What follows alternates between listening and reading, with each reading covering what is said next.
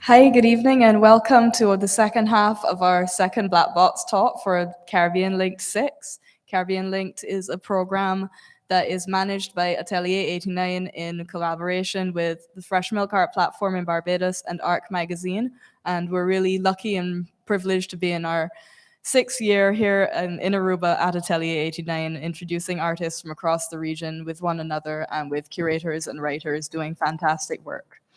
And our second speaker tonight is curator in residence for Caribbean Linked 6, Sofia Olascoaga. And Sofia is a Mexican curator whose practice, well, I use the term creator, but as we're going to see, it's actually quite a multidisciplinary approach that she takes. And her practice is focused mainly on the intersection between art and education, which we had a really nice kind of knowledge sharing introduction to that today when we did some shared studio sessions that went very, very well. I think all the artists would agree. She's currently a member of Sistema Nacional de Creadores Artísticos in Mexico. And at the moment, she's also focusing a lot on the idea of nurturing through the preparation of food and how that forms bonds in communities. So I'm going to hand over to Sofia now, and thank you very much. Hope you enjoy the rest of our evening.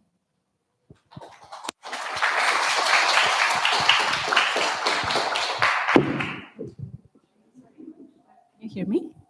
Yes? No? Yes? Okay. Buenas noches. Muchas gracias.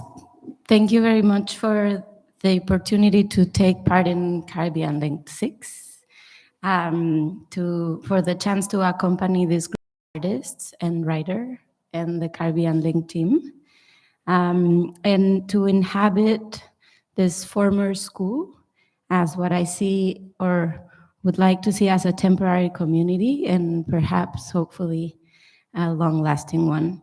I deeply appreciate the invitation, and I also want to acknowledge the very careful and fine weaving, logistical, personal fundraising and intense work that's behind making this possible, not only for the preparation, but also on a day-to-day basis. So everyone from the Caribbean Link team and Elvis, Annalie, Holly, Catherine, as well as Adriano and Juana, who have been here with us, and Chrisline. And I'm doing an exercise to share with you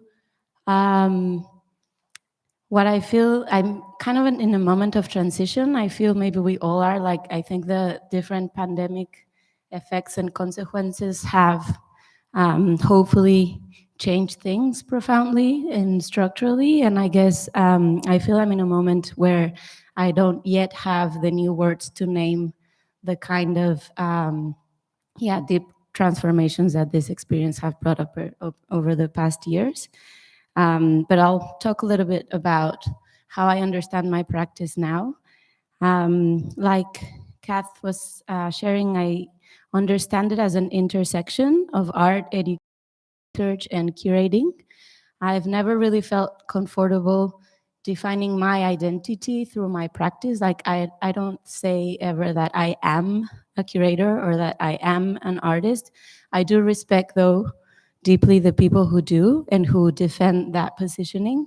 But I have found that for a series of reasons and maybe personal, just like life history, the potency and the powerful transformation and activity that's in the in-betweenness and the intersections is where I find a lot of creative inspiration, and also these kind of forces of redefining or contesting what rigid definitions might be. And so I understand my practice in that kind of possible combinations. Yeah, I see that as a ground for experimenting, let's say. So I'm going to talk about a couple of projects. I won't go very deep into them. They're very specific to the context where I grew up, where I studied, where I've been practicing, and there's a lot of information. And I hope I don't hypnotize you with the data or information. But so I'm going to try to go a little bit over a couple of projects that I chose because I feel they define, from where I see things now, that site of practice. Ooh, okay. So I went to art school. That was my 5th career change. I was invited forcefully by my psychoanalyst at the time not to live for the 5th time, but to try to experiment what happened if I stayed. And I accepted that commitment, and I found that the challenge was how to combine the many things I like, and how the art field and the art practice was a space where I could explore that in my own terms. And as a friend told me, the challenge was and which one to choose. So I found very quickly interest was more in the kind of aspect of relationality or interrelational experience, the dialogue, the kind of like shared sense of community within a very ambiguous academic structure that was art school, and that seemed in a way kind of like important and institutional, and at the same time very porous and uncertain, and kind of a bit of a void. And I found there that the shared crisis with my peers, vocational and existential crisis of having decided to, and also a lot of collective experiments and a lot of like, how do you say that? Tiempos sueltos, like the kind of unprogrammed timed or like non-scheduled time, the academic schedule, where what most of the, well, like, yeah, some of moments of listening, dialogue, and transformation were happening for all of us. And so I also realized that a lot of the art history and the artist stereotypes or role models that we learned at art school tended to reproduce the notion of the individual career, usually white, male, genius kind of artist working within the studio. And there was very little approach or discussion about collective practice, collaboration, about things that had existed long in history in Mexico and Latin America, and that very few of these experiences were ever taught or addressed at school. And yeah, just to say that a lot, if any of the local history was addressed, it was or in a very conventional mode. So I was trying to understand how this collective experience was being so rich and important learning experience, and how little we learned about that in the curriculum. And so basically I was invited to, ended up feeling that it was much more urgent to to instigate or to prompt or to trigger conversation spaces amongst the people at art school than having the personal need to be doing individual practice in the studio. And I kind of like ended up responding to that. And then I started asking around, and it turned out that a lot of the artists that were teaching at the school that I went to, that is La Esmeralda, the National School of Pintura, Escultura y Grabado in Mexico. It was a school founded by Diego Rivera, Frida Kahlo, but also other artists from the muralist generation. They were teaching, and they had collective experiences that were very meaningful, but no one really talked about it. They were like teaching from from books or other references, but they seemed to be like separate things. So I ended up asking around and finding that there was a lot of people alive that have had groups, collaborations, or collective experiences.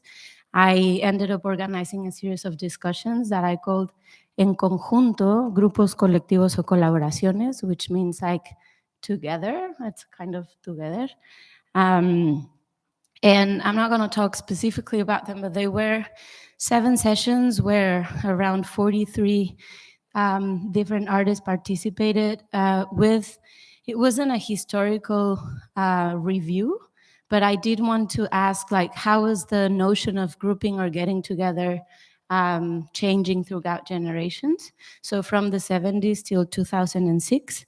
And this was a really important experience to understand kind of like this other thing that happened in lived experience in the artistic community and the cultural production that wasn't written about nor taught.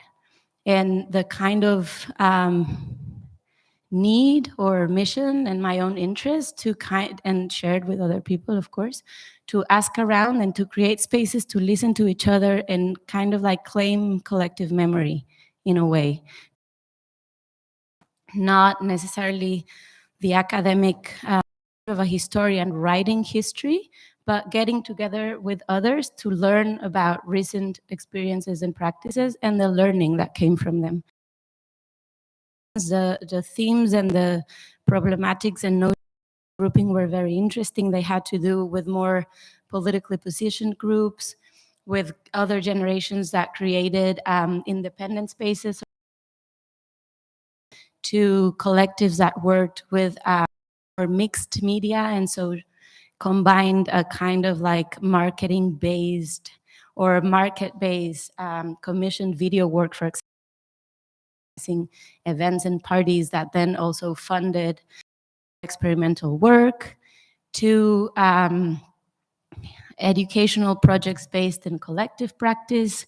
And so it was a very, very rich work that was really rarely talked about, and I couldn't really find written records in recent Mexican art history about it, and participation in the cultural scene in Mexico in different generations, and also in moments or decades where the cultural infrastructure and institutions were very far from the energy that was usually driving younger art. And like present current issues, I'm not gonna talk a lot about it, but I realized that my role in those sessions was as much as important in kind of like articulating the questions and the notions and inviting speakers in the audience who I thought would be responding resonant to the topic. That meant other art students from other universities that never talked to each other in Mexico City, to ask artist teachers to involve and bring their groups,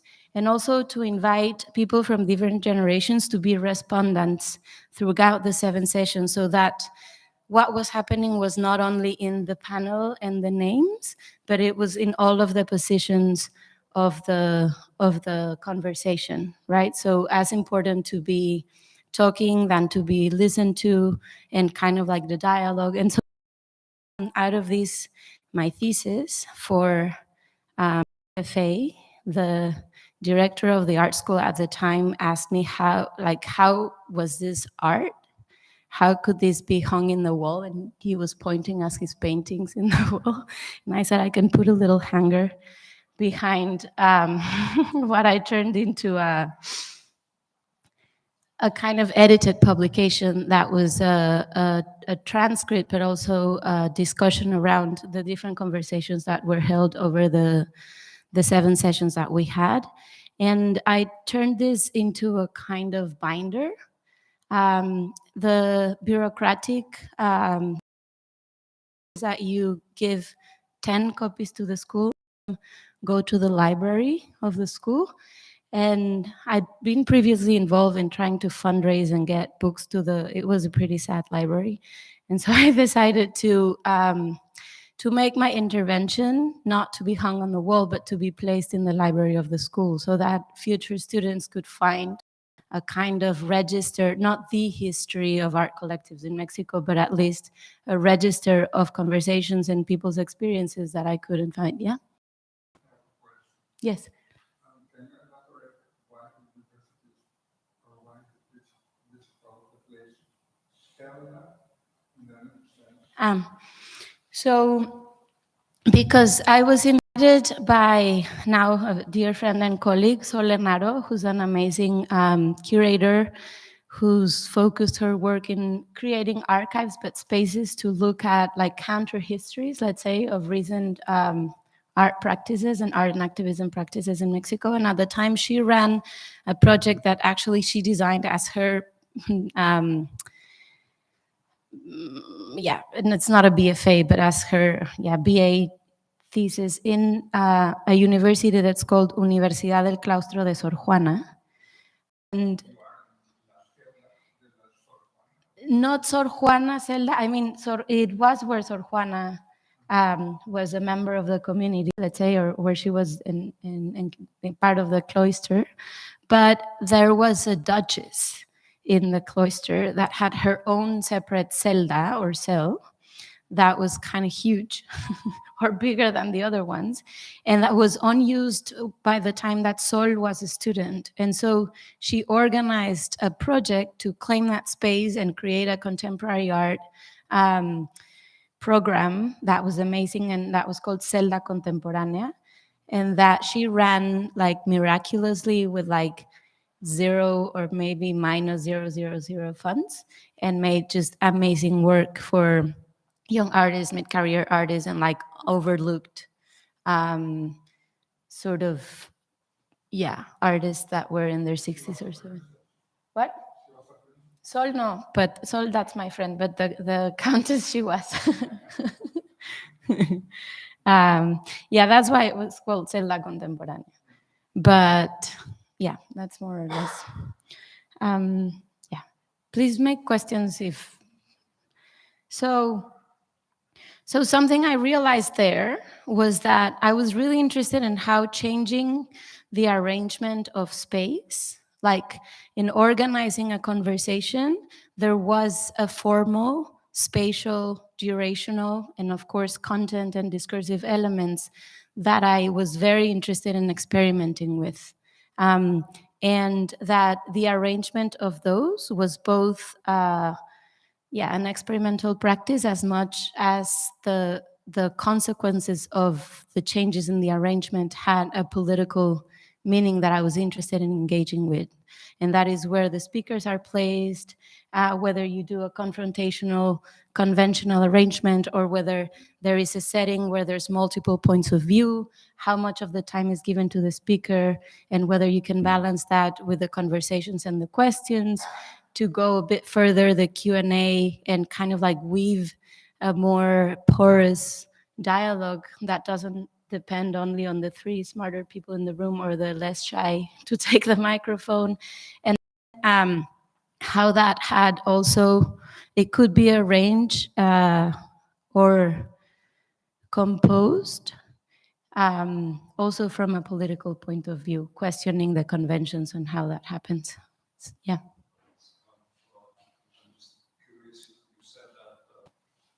School was associated with this movement of muralists.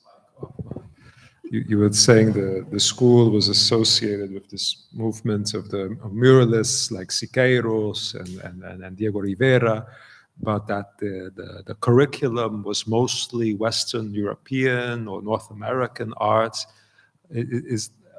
is that, I mean, I don't know if I understood correctly, but it just kind of surprises me because, Mexico has such a strong artistic tradition and the famous muralists and all these indigenous movements as well. I just was curious about this, that the curriculum, did not include or acknowledge this really, or at the art school, or? I think most of art history taught and like art outside of Europe tends to stay very close or obedient to the canon, to like the European canon and how art is defined and who are the kind of like the main exponentes, how would you say that? Yeah, and of course there was a chapter of Mexican art and Mexican art history that ended before the 50s, for example. So even though, like, I wouldn't say that there was none of it, but it was certainly in many. I think that's one of the, like Aníbal Quijano would say, the colonialidades operantes, like the operating colonialities of looking at the origin of knowledge and history coming from the Western point of view solely. And yes, there was an incorporation or a chapter of Mexican history, not of indigenous art at all. But that doesn't usually question or problematize that history and that narrative. And there was a lot left out, for sure. And specifically, again, things that collective practices and like other forms of art that weren't necessarily conventional, I would say. But yeah.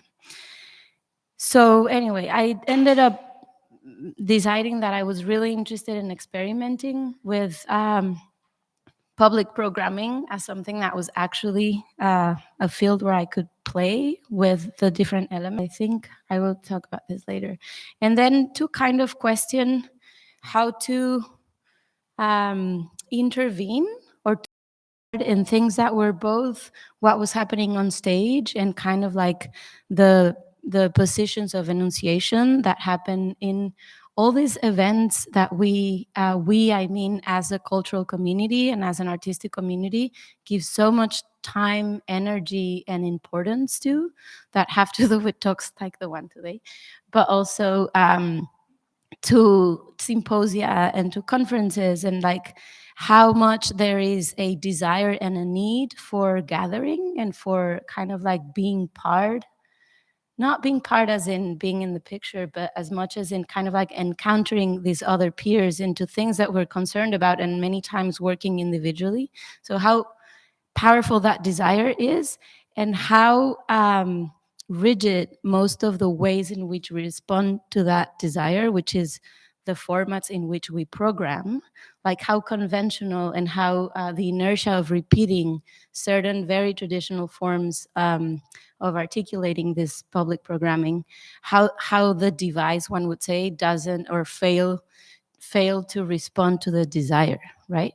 And so I was practicing group embodied practices, these other forms and encountering, mapping, ways of questioning, interrogating, and at the same time, kind of like, yeah, just thinking about the relationship between the more traditional and like repeated formats versus the possibility to experiment. I won't dig deeper into this one, but that's something that's kind of like stayed with me. And very briefly, this actually, I'll talk about this later.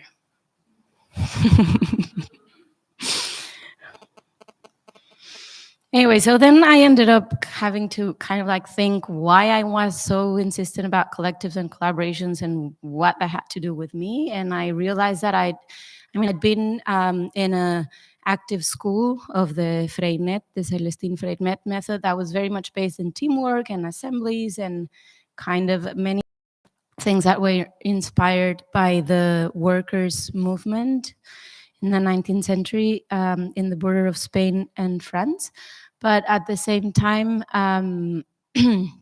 there was a childhood experience, which is that my parents decided to create a kind of communal-based living project in a city called Cuernavaca.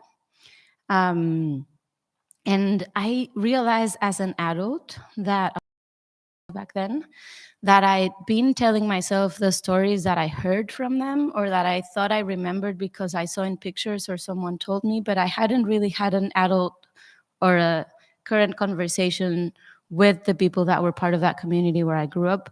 And I was really interested in learning again or having a current conversation about how it was put together, how decisions were made, you know, like power, gender, tension, money, work division discussions, and then also about an overarching together project as kind of a utopia or with a utopian drive of, you know, like changing things or living differently, but also with the experience of its dissolution and the kind of disenchantment from a kind of collective divorce that happened after the project, kind of like disintegrated. And so this question was like between utopia and disenchantment was something that I was experiencing with the collectives that I was part of in my generation, that there was both the desire to do and be and live together, but also a kind of skepticism and some sort of, you know, like failure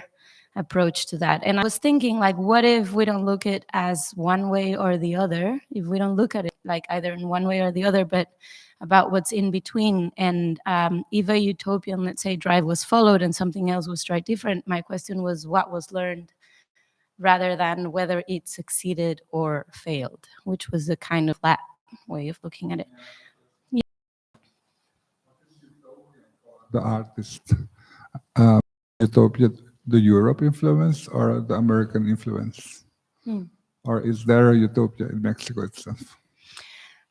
Like I wouldn't want to make a definition of utopia. In this particular case, I was interested in looking at a kind of like very profound drive to organize life differently or to apostar, to kind of like risk organizing and living life, which meant like from the most intimate family, couple, education, economy, living organization in a completely different way, and the kind of drive to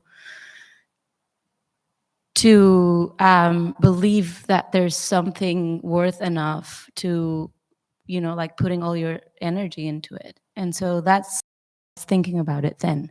But historically and theoretically speaking, there's of course a lot of really interesting discursive problematizations, would you say that, or discussions around the notion of utopia, its relationship to religion, to patriarchy, to positions of projection, but also to appropriations of those notions. So for example, there's a very interesting address, which is something that was related to this experience, coming from the liberation theology movement that had to do with putting in practice what life should look like, for example, and that coming from community organization and like self-organization and political awareness. So that was a whole 60s and 70s project in Latin America, where a notion of utopia was talked about and discussed, but also put into practice, let's say. So I think it's like a huge top as a theme. In this particular case, to me, it was,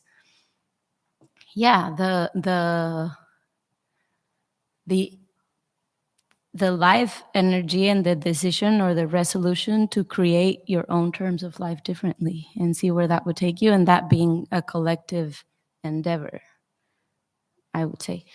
Anyway, so my parents did that with these other families, and I grew up there, and like me and my sister like to say, no one asked us if we wanted to do that. But it had definitely marked me, and I guess that's why I was kind of like looking at that also in terms of artist collectives and other experiences in 60s, 70s in Mexico. And so I basically went back to the places where La Comunidad, which is how we called it, happened. And I started interviewing those who had taken part of it, both the founders and the children who grew up there. It wasn't a huge kind of like community. It was originally about 18 families. And by the time we actually found the land where we were moving to, 14 of them sort of decided to wait and see how it looked. And 3 of us did actually move there. It was something that was very committed to the principles of like consensus-based decision making, 100% shared economy. There was a nuclear family structure that was kept, but the role of taking care of children was rotating for both men and women in the community. And there was also a project of an institute that was created in a kind of like, a community development project that was part of how they came together with this project. And it was a kind of institute wing, let's say, where some of the political, religious, and economic activities informed La Comunidad.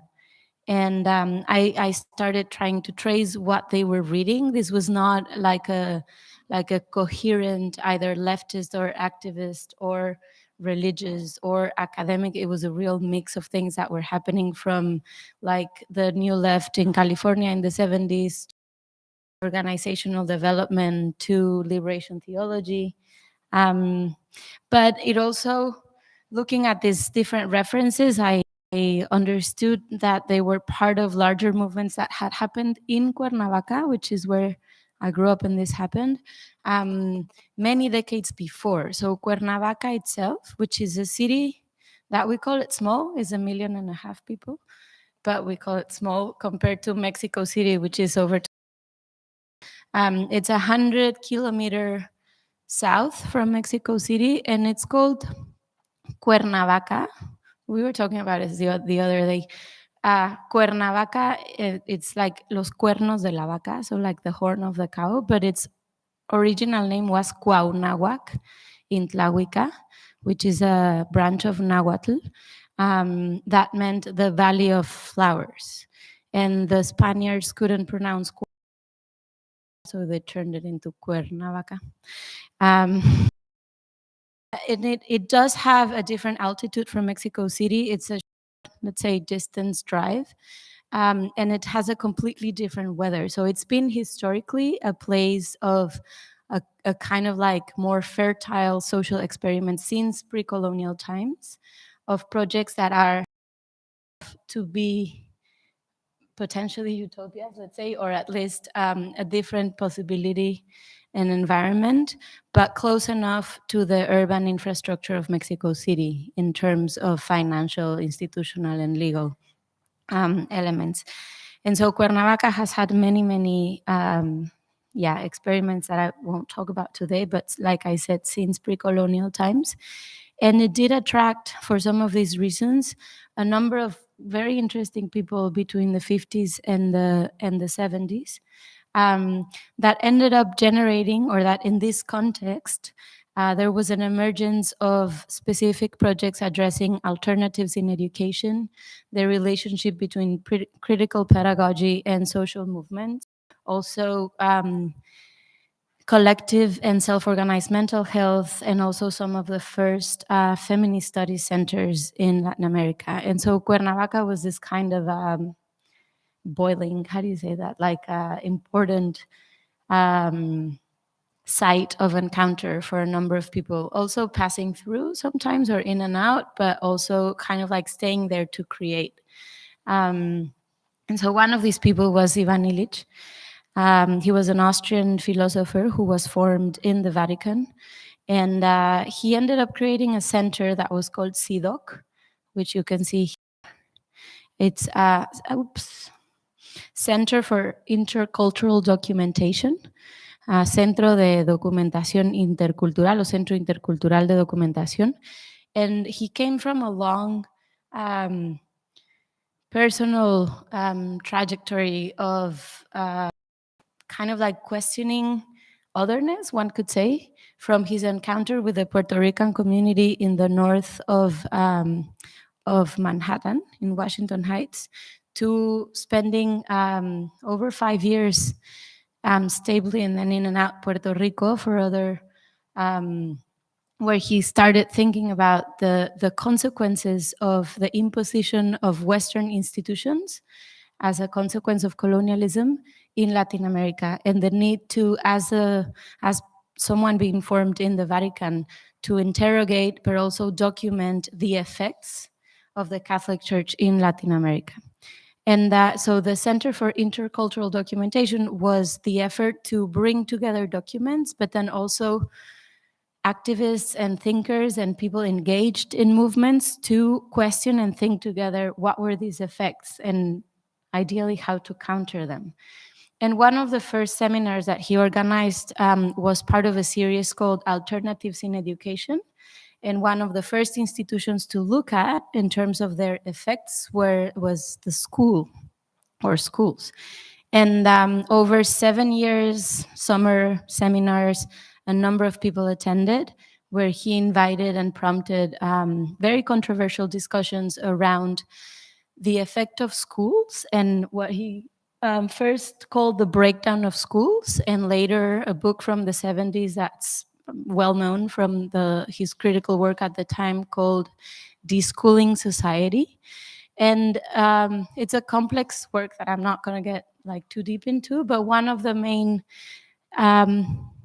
questions was how to acknowledge the lack of questioning or the delegation to the school as an institution as the sole space for learning, and kind of like that it was so institutionalized, one could say, that we stopped questioning what happened to autonomous learning.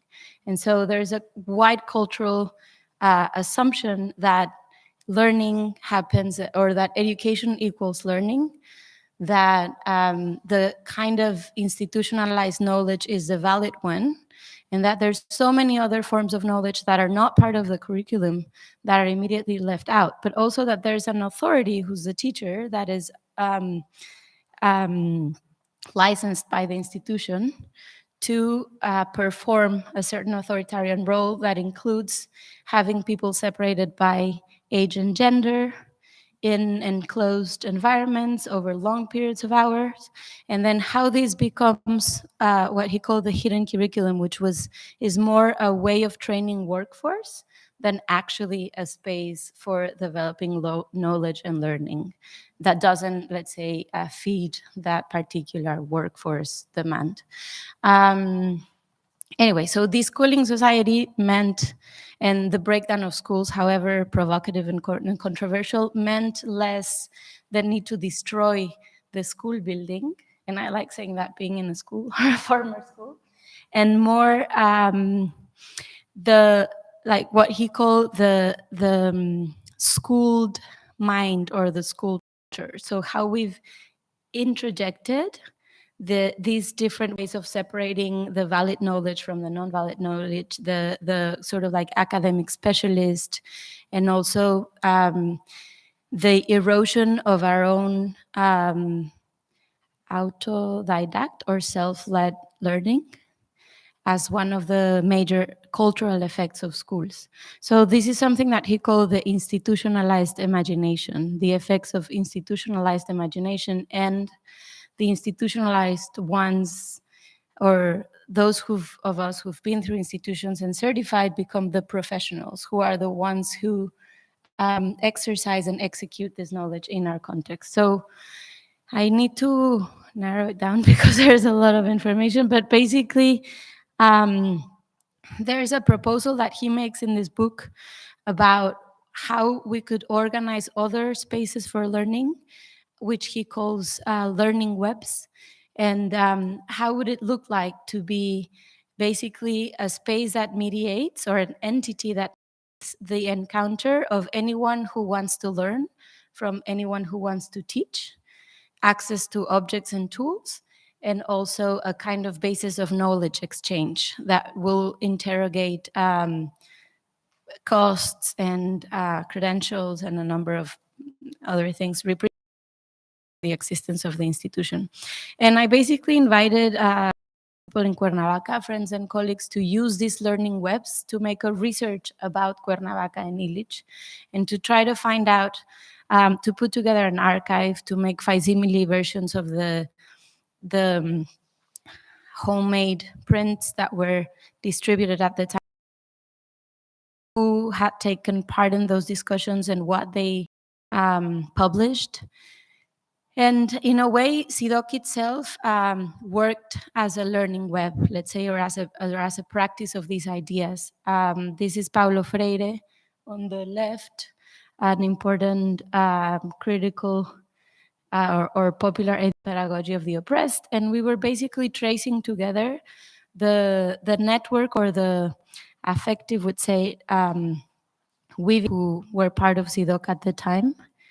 And over a year and a half, we organized these gatherings, not in a school and not in a university, also not in a museum, and trying to learn from that we were putting together, a kind of mapping of who'd been in Cuernavaca and what they had published, but also seeing ourselves within that context. Try to engage with learning about the histories. We ended up being about, again, 42 different people. The youngest was 20, the eldest was 80. So intergenerational, deprofessionalized educators, activists, psychoanalysts, and artists. And we also collaborated with Beta Local, a space in Puerto Rico, to do some mappings of the people who'd met or worked with Illich, of those whose practice were influenced, and ended up putting together a kind of festival in a public park in Cuernavaca, with a kind of like spatial display of our documentation center, interwoven with the artistic interventions, and where a lot of different public programming happened throughout 4 months. And I'm not going to talk about all the projects because of time, but basically, yeah, there was a 4-day festival to kind of like inaugurate, and then a 4-month period of public time to host different discussions, and also to invite people from the community to add things to the timeline, to the spatialized timeline, to propose events, and to join different things in which the space itself responded to what was happening in Cuernavaca at the time. Yeah, there's many projects that were done from 15 different collectives. Hi, this is Nuria. Yeah, years ago. She was here, no? In 2016 with Diego Espinosa. Yeah, it involved many things. And live opera folk with a band of like a school band of elementary school that questioned their own school, among many things.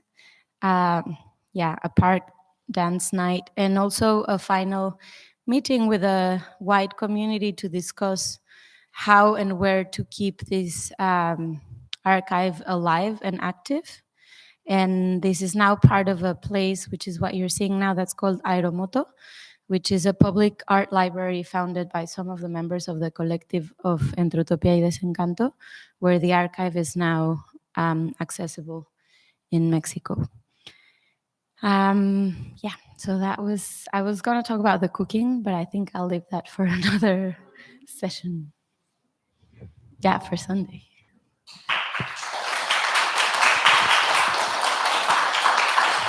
Lost track of time. Thank you so much, Sophia. That was brilliant. Does anybody have any questions for Sophia about her practice?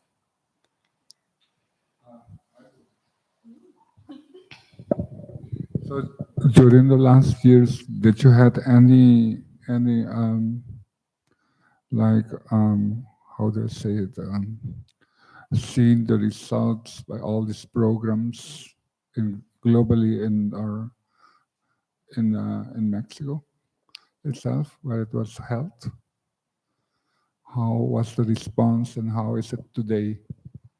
And was it a success, or did it work? I mean, I would say that so when I started doing this programming, the first project that I showed you was in 2006, and then I was director of education of Museo Carrillo Gil in Mexico between 2007 and 10. And so between then and now, I've seen that there's luckily like a richer awareness and need to discuss the role and the role of mediation, what's called mediation in art and culture, but also art education, artist practice that address pedagogy within their own languages, or the role of teaching artists at schools, but also education departments at museums. And these less as a friend used to tell me, what you do is not sexy. So kind of like the less sexy sort of aspect of, like the curator figure or the artist figure usually has the kind of like bigger name signs in the in museums and exhibitions, and then the kind of like art education mediation is usually assigned a different hierarchy, let's say institutionally speaking. And so there's been a lot more discussion about it. There's also more people writing from the field or about it. I think globally, I would say there's a bigger awareness. I think the current edition of Documenta, for example, is clearly provoking a conversation around the tensions between defining these fields separately and how organically they tend to be engaged and mixed, especially outside of contexts where cultural institutions reproduce academic and discipline definitions. So in places where our institutions are less stable and more porous or more fragile, we tend to have a more organic way of practicing, that it's less defined by the academic or the professional or labor market profiles or definitions. So I think that it is, I do think it's changed a lot, and I found a lot of people who share the same interest and resonances over time. And I also think that there is a greater awareness also from my colleagues and practitioners to engage many aspects when you're organizing a public program or an event that is beyond the list of speakers and the themes, and that people are looking and discussing about how things happen, and again, whether the device responds to the desire of coming together. So yeah, I would say that, I mean, I wouldn't say it's my doing, but yeah, definitely it's a bigger and richer field. Yeah. First of all, thank you so much for sharing. If I'm not mistaken, you mentioned that a lot of your work has been carried out in the context of collectives. And I would like to hear a little bit more about your point of view on the values and the potential drawbacks, if there are any, of operating in collectives, because I don't know very much about how collectives form and how they're maintained. And I would like to learn more about your experience working with collectives and any insights you can share regarding that.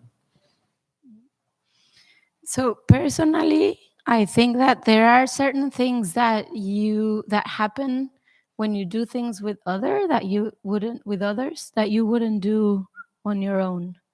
And I find that very enriching, personally speaking. Like, I think that there is a question about where that creative energy can be taken to. And what for. And I really like that. I find that in some forms of collective work, there's a creative energy that exceeds the group of people themselves or the members of that group. And that's something I'm really, really interested in. I personally don't think that one should choose between being an individual artist or being a collective, nor that everyone should be in a collective. It's a very personal choice. But I do think that it's important to counterbalance the more established stereotype of the artist as an individual practitioner. And again, like someone that works in the studio, and we know that that is that's been contested and done very differently over time. But I still feel that certain relationships to individual practice, to authorship, to market, to art market, to notions of career, tend to reproduce this in a very uninterrogated way. And I'm interested in how, for those of us who practicing collective makes sense, there's other possibilities that appear. And it is difficult as anything that's done with other humans in life. And there's also a question whether the measure for it to be successful is duration, for example, whether a good collective is one that lasts longer.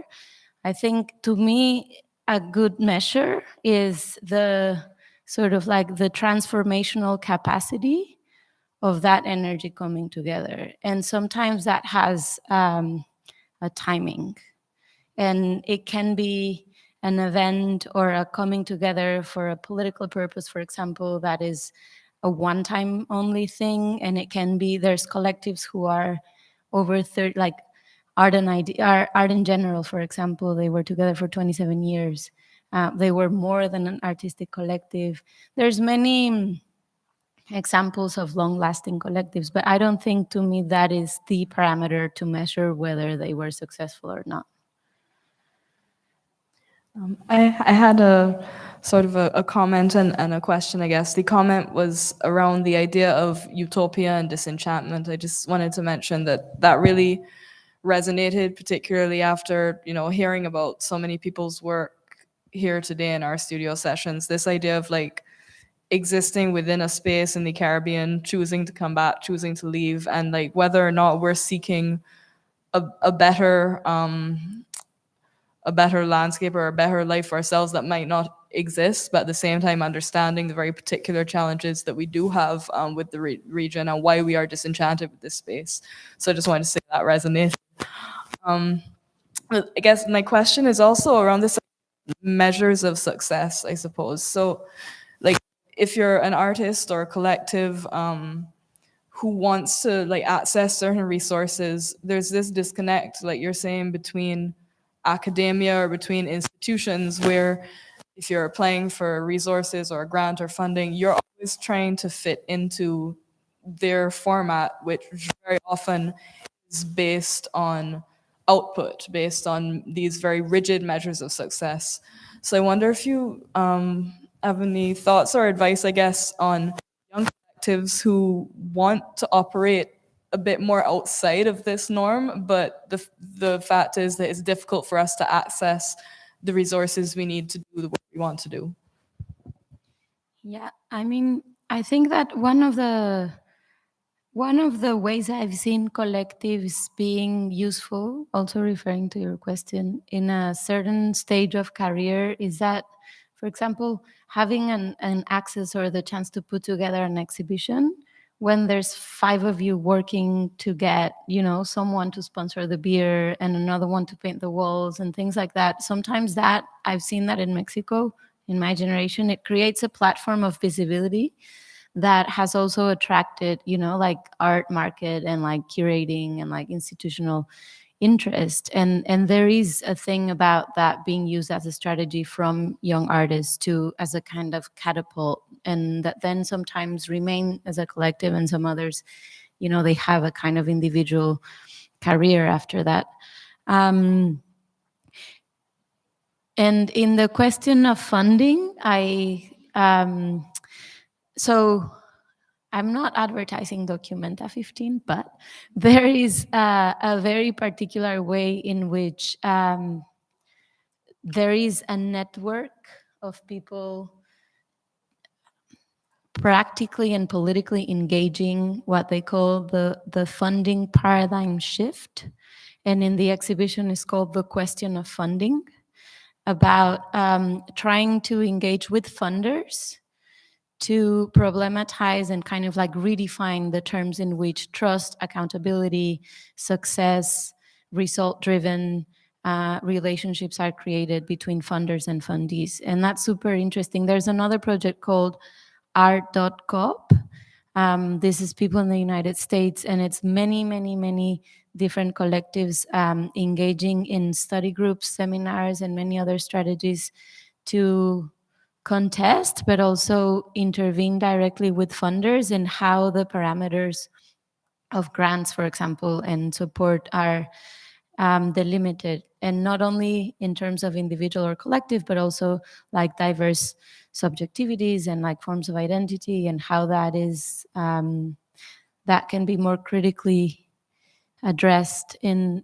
terms of funding, like grant making, and also contesting it as art workers and practitioners. Those are the things I'm like following and looking at, but I don't find a lot of echo in Mexico, for example. People just want to get the funds, and so if you were asked to be whatever, you're gonna do it. Tick the boxes. But yeah, I mean, it is a challenge. I'm just kind of like looking at people who are not only discussing it or like pointing at it, but also engaging and changing the kind of like operational structures of it. Thank you so much. Do we have any more? Yeah. So considering sort of the situational, collective, moderated kind of experience that I see you've practiced in different projects, do you also measure sort of like a reflective aesthetic experience? How do you measure that kind of, I mean, what happens in these situations of dialogue, of conversation, or of communal dinner? Is it for you important that there is this sort of reflective aesthetic experience, or is it just a sort of building an archive and having this be some kind of medium of transmittance? There's different levels of that aesthetic experience. I think the being together itself is an aesthetic experience, and it can be, again, intentionally composed, and that has effects on how the experience is both delivered but also shared. Like, it doesn't just happen. There's like decisions behind how things are put together, and there's intentions within that. I also think there's I know of art critics and art historians who've been developing notions, let's say, and approaches to engage with these practices. There's like from Grandkester to Claire Bishop to Mi Wong Kwon to the Latin American network called Red de Conceptualismos del Sur, who are also looking at experiences in the 80s, 90s, also 70s, of art happening in public spaces and like outside the traditional notions of art practice. And so, yeah, I think that there is a discussion about relational aesthetics that I don't feel very resonant with, but that had its moment. And there's been a lot of discussions around the kind of need to also interrogate and question those terms coming from a specific understanding of art and its definition, and how these other practices challenge and request new ones, I guess. But it's reflected upon after the fact. Yeah, but I do think that many practices do have that. I think personally, I usually concentrate more in the, like, I stay in the ambiguous field, so I don't always have to deliver the art object that my director of the art school was asking me for in very conventional terms. But in that sense, I think it is important to kind of like also differentiate or name sort of like where the aesthetic practice is happening. No? In the case of the cooking sessions, for example, what I'm trying to do, but it's an experiment at the moment, I'm working with something called the narrative practices, and it's a way, I haven't had enough practice for it to say that there is an aesthetic output, but it is an attempt to register in a polyphonic document the kind of elements that do happen in that exchange and convivial experience that are not about the food and the cooking and the visible elements, let's say, so that there is another space of meaning that's created throughout the people gathering there. but I cannot show you about that yet. Thank you. Do we have any more questions?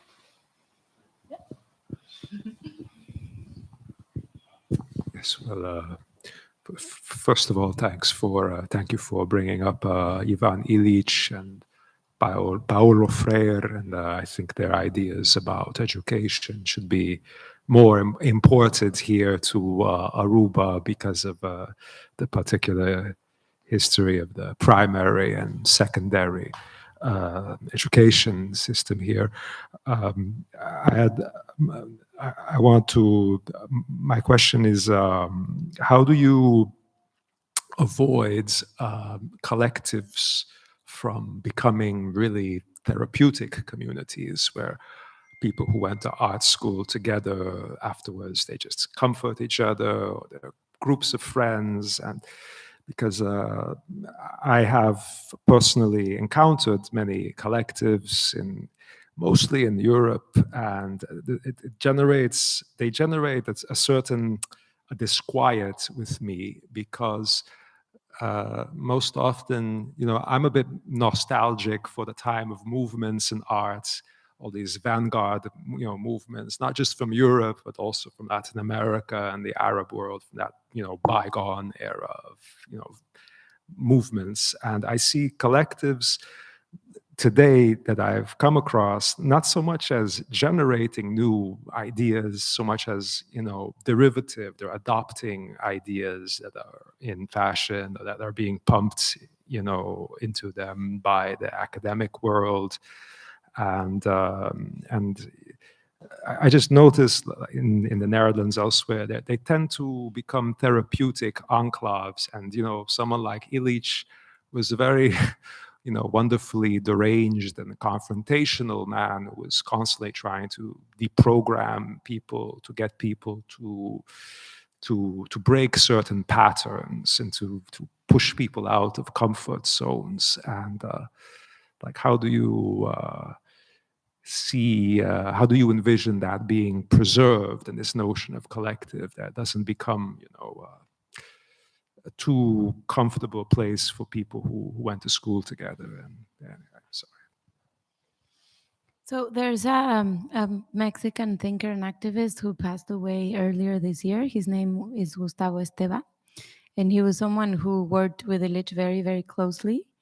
And Gustavo created a project called Unitierra in Oaxaca that kind of responds to the Illichian gathering that was very idyllic, like people coming from Latin America and Europe and Canada and Puerto Rico and the United States gathering in these gardens in Cuernavaca, and talking about intercultural critiques and conditions, very frequently without people from the cultures they were referring to present in the discussions. And Esteva and other people from younger generations have responded to that by creating institutions that are directly or deinstitutionalized learning communities that are directly in dialogue and responding to local and situated communities. And I think that in many artist collectives, a lot of these self-referential, what you call therapeutic,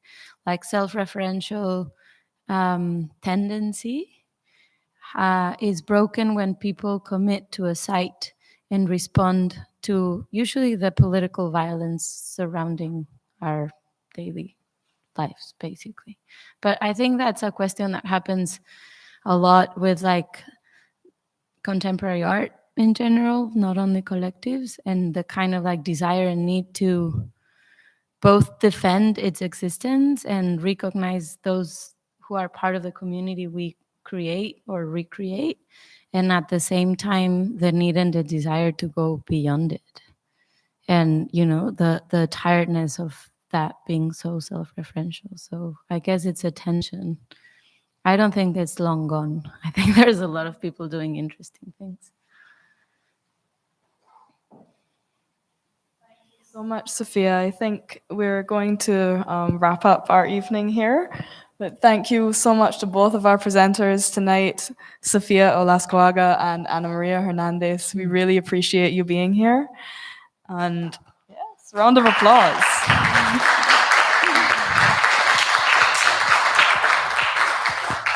Okay. And thank you.